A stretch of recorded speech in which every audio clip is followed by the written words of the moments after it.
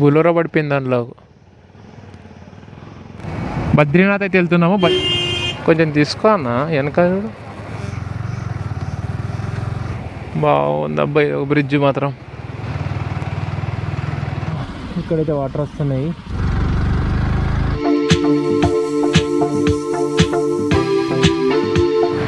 Hi friends, good morning from Son Prayag. మనమైతే night సోన్ ప్రయాగ్ నుంచి కొంచెం ముందుకు వచ్చినాము. కొంచెం ముందుకు వచ్చి ఇక్కడ స్టే చేసినాం నైట్ అయితే వచ్చేసరికి 11:30 ఏమైంది. Full body pains. ట్రెక్కింగ్ చేసినాం కదా పైకి, అందుకని నేను ప్లస్ నాది ఏంటంటే గోప్రో మైక్ అడాప్టర్ ఖరాబ్ అయింది, రికార్డ్ అవుతలేదు వాయిస్. అందుకని చెప్పేసి ఫోన్లో మళ్ళీ మైక్ తీసి ఫోన్కి కనెక్ట్ చేసి ఫోన్లో రికార్డ్ చేసుకుంటూ ఓన్లీ వీడియో ఫుటేజ్ గోప్రోలో రికార్డ్ చేస్తున్నాం. మళ్ళీ 2 కలిసి అటాచ్ చేయాలి. పెద్ద తలకాయ నొప్పి అయిపోయింది నాకు.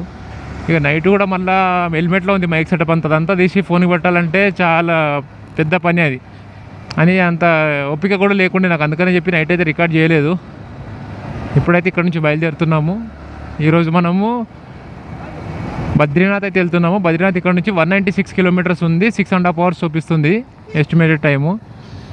బద్రీనాథ్ కన్నా ఒక 20 కిలోమీటర్స్ ముందే వెళ్ళి ఆగదాం అనుకుంటున్నాము. ఫస్ట్ అయితే ఫ్రెష్ అప్ అయిపోయి ఏమైనా తినాలి. టైం వచ్చేసి 10:30 అవుతుంది. నేను ఎవరైనా హెలికాప్టర్లో వెళ్ళాలనుకుంటే ఇది ఇక్కడ నుంచే ఉంటుంది. ఎందుకంటే ఈ ఊరి పేరు వచ్చేసి నారాయణ కోటి.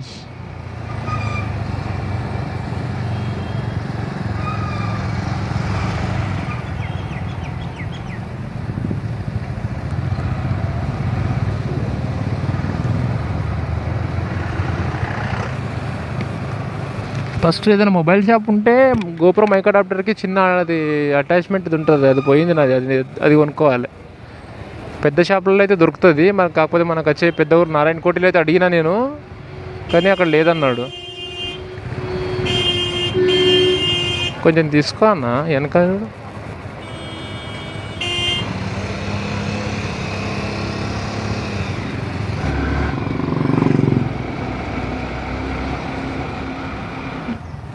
ఇక్కడైతే కొంచెం రోడ్ అయితే అస్సలు బాగుండదు, చాలా డేంజరస్గా ఉంటుంది.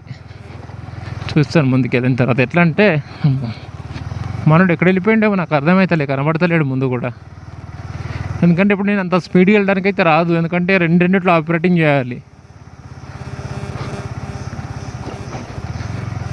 రాజస్థాన్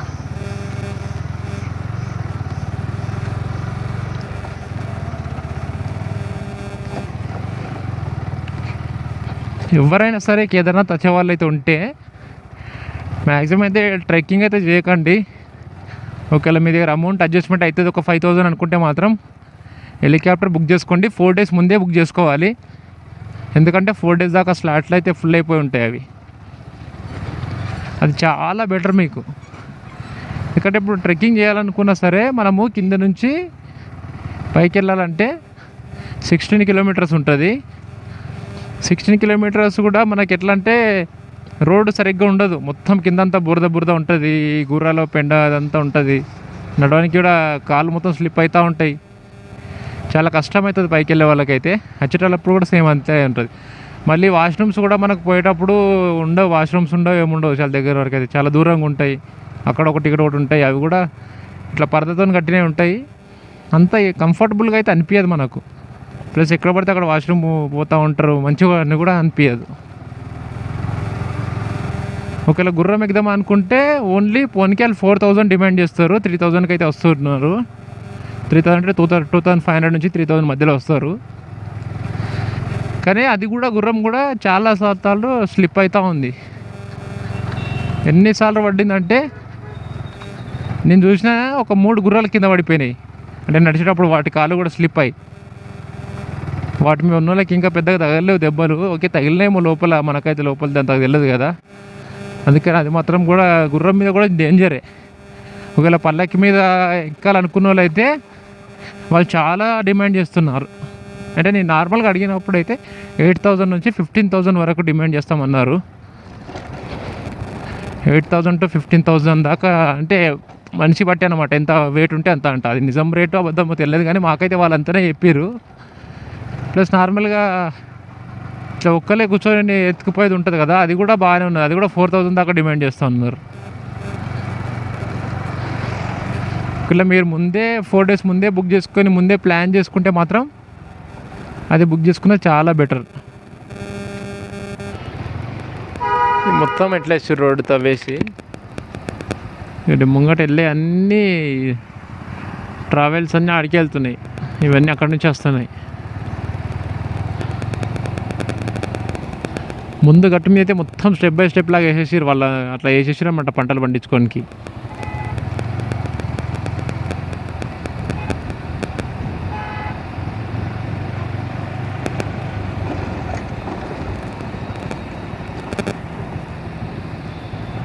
మనం అట్లా తిరిగి కిందికి వెళ్ళాలి. కింద అసలు రోడే లేదు.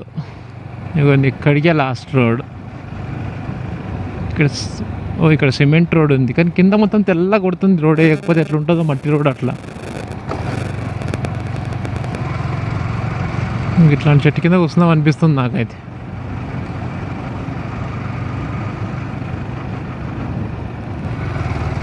అందుకే రైడర్స్ అయితే ఎవ్వరు కూడా ట్రెక్కింగ్ చేయరు.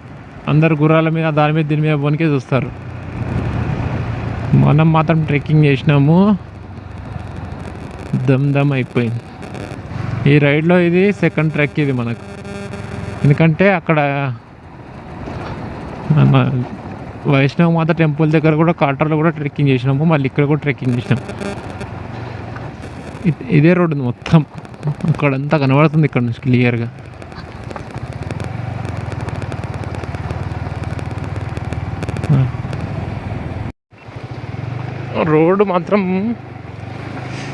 రోడ్ అయితే ఫుల్ డేంజరస్గా ఉంది. ఇది నాకు ముందే ఏబిఎస్ కదా, ఇట్లా డౌన్లో ఉన్నప్పుడు టక్ టక్ టక్ టక్ అంటూ ఉంటుంది. ఎందుకంటే బ్రేక్ పట్టుకొని చేస్తూ ఉంటుంది.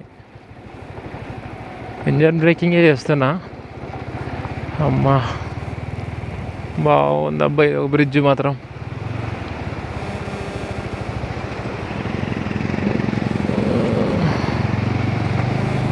అక్కడి నుంచి దిగడానికి వస్తుండే, కిందికన్నా దిగుతుంటే.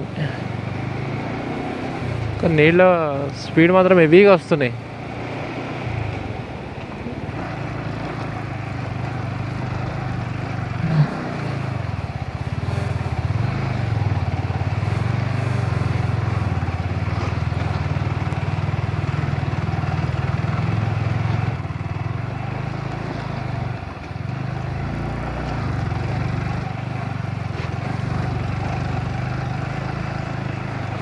ఊర్లలో పానది కన్నా ఘోరంగా ఉంది ఈ రోడ్డు.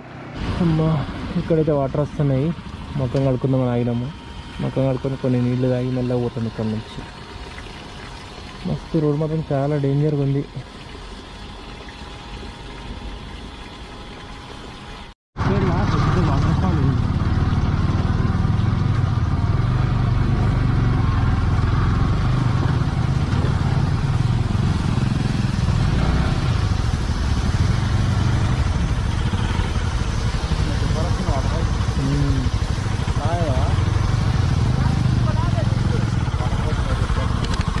పెద్దమంటావా నడు.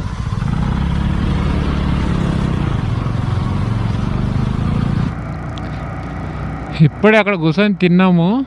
ఒక వెజ్ థాలీ 2, ఒక మజా, ఒక హ్యాపీ పిజ్జా తాగినాము. 2 వెజ్ థాలీ అయితే వేస్ట్, అనవసరమైన పైసలు బొక్క. ఎందుకంటే అస్సలు బాగాలేవు, బేకార్ ఉన్నది అది. ఫుడ్ అయితే అసలు బాగాలేదు, మా ఇద్దరికి కూడా నచ్చలేదు. సగం తినేసి సగం పడేసినాం. కానీ ఛార్జింగ్ అయితే పెట్టుకున్నాం ఫోను. నాది 80% అయిపోయింది. మనోడు పవర్ బ్యాంక్ పెట్టిండు, అందులో 2 పాయింట్స్ నిండిందంట. నేను మధ్యలో ల్యాప్టాప్ వాడినా, లేకపోతే నాది ఎప్పుడో ఫుల్ అయిపోయేది.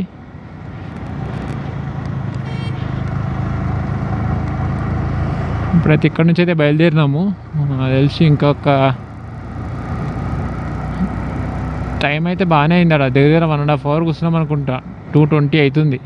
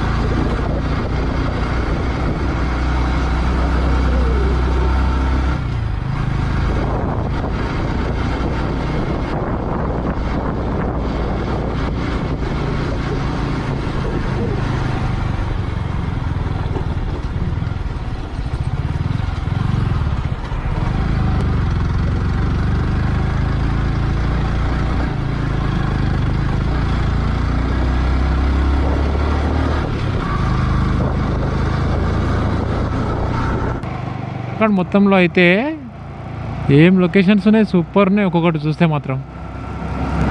చూడండి లదాఖ్ లాగానే ఇది కూడా. ఇంకా లదాఖ్లో అయినా ఇంత చెట్లు ఉండే కానీ ఉత్తరాఖండ్లో అయితే ఫుల్ చెట్లు, పెద్ద పెద్ద గుట్టలు, మంచి వెదర్ ఉంది ఇక్కడ కూల్గా. వాటర్ ఎట్లా కొడుతున్నాయి, పైపు ఉంది ఎక్కడి నుంచో. ఇక్కడైతే వాటర్కి అయితే ఇబ్బంది ఉండదు తెలుసు, ఎందుకంటే గుట్టల మీద నుంచి వస్తూ ఉన్నాయి నీళ్ళు, ఎక్కడికైనా వస్తున్నాయి పైనుంచి. కానీ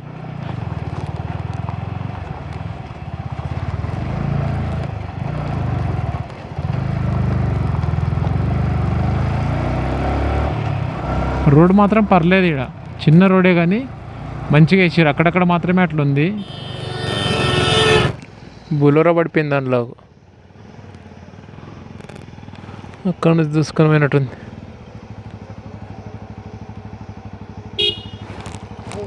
పోదామా? మొత్తం మనం ఎంత దూరం వెళ్ళినా సరే ఇట్లనే ఉంది చెట్లు, ఏం తీయాలో కూడా అర్థమవుతుంది, అంత బాగుంది ఇక్కడ లొకేషన్స్ అయితే.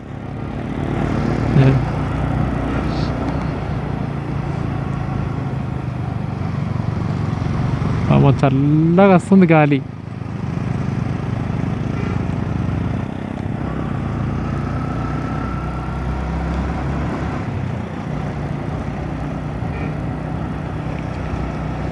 ముందుకు వెళ్తున్నా కొద్దీ సూపర్ అనిపిస్తుంది రోడ్. ఇట్లాంటి వెదర్, ఇట్లా చెట్లు, ఈ గ్రీనరీ ఎంజాయ్ చేయాలంటే ఉత్తరాఖండ్ కూడా రావచ్చు మనం. అంటే గుట్టల కేరళలోనేమో రోడ్ అది బాగుంటుంది, ఇక్కడనేమో గుట్టల మీదకి రోడ్ బాగుంటుంది.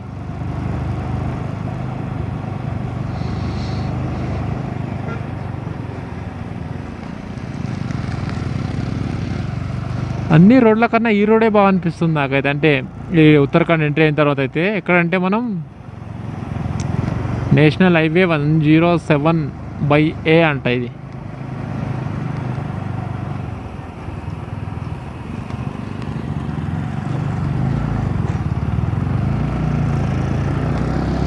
ఇక్కడ నీళ్ళు ఆగిపోయినాయి.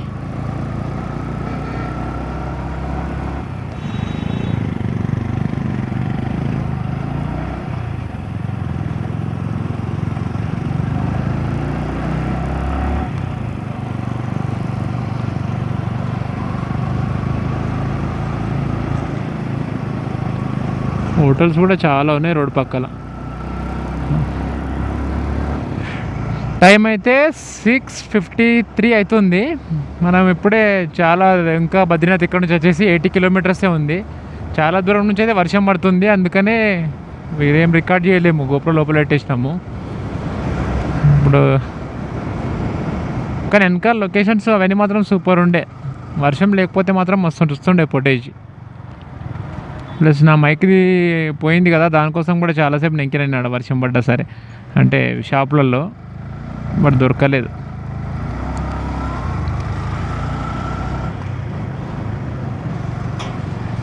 బద్రీనాథ్కి అయితే ఒక 20 or 30 కిలోమీటర్స్ బిఫోర్ అయితే ఆగుతాము. ఆ తర్వాత రేపు పొద్దున్న లేచి బద్రీనాథ్ వెళ్ళిపోయి ఫస్ట్ స్నానం చేసుకొని గుడికి పోయి ఆ తర్వాత అక్కడ నుంచి వారణాసి బయలుదేరాలి. ఇప్పటికీ మనం ట్రిప్ స్టార్ట్ చేసి May 20 స్టార్ట్ చేసినాము. ఈరోజు అయితే డేటు June 15. ఇంకొక 5 days అయితే 1 month కంప్లీట్ అయిపోతుంది మన ట్రిప్ స్టార్ట్ అయ్యి. చాలా రోజుల తర్వాత మనకు టనల్ వచ్చింది. లదాఖ్ ఇడిచి పెట్టిన తర్వాత టనల్సే రాలేవు, ఇప్పుడు ఒక టనల్ వచ్చింది ఇక్కడ. ఇది కొత్తగా వేసినట్టున్న టనల్ నాకు తెలిసి.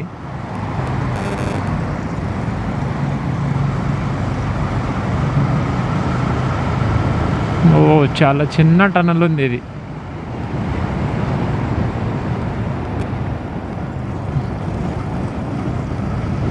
అయిపోయింది, కొంచెమే ఉంది. ఇంతకుముందు టనల్ అని చెప్పినా కదా, అది టనల్ కాదు, అది ఇక్కడ సైడ్ నుంచి చూస్తే అర్థమైంది. అది అదేంటంటే మొత్తం ఆడ ఎక్కువ ల్యాండ్ స్లైడ్ అవుతుందని చెప్పేసి టనల్ లాగా కట్టించిర్రు వాళ్ళు సిమెంట్తోని. కొంచెం ఇక్కడ సైడ్ చూస్తేనేమో మొత్తం ఇట్లా సిమెంట్తో ఇట్లా కట్టినట్టుగా ఉంది. అది అక్కడ సైడ్ చూస్తే టనల్ లాగానే అనిపించింది. అట్లా ఒక ల్యాండ్ స్లైడ్ అయినా కానీ మన మీద పడకుండా దాని మీదే పడుతుంది అని చెప్పేసి అట్లా కట్టినట్టున్నారు వాళ్ళు.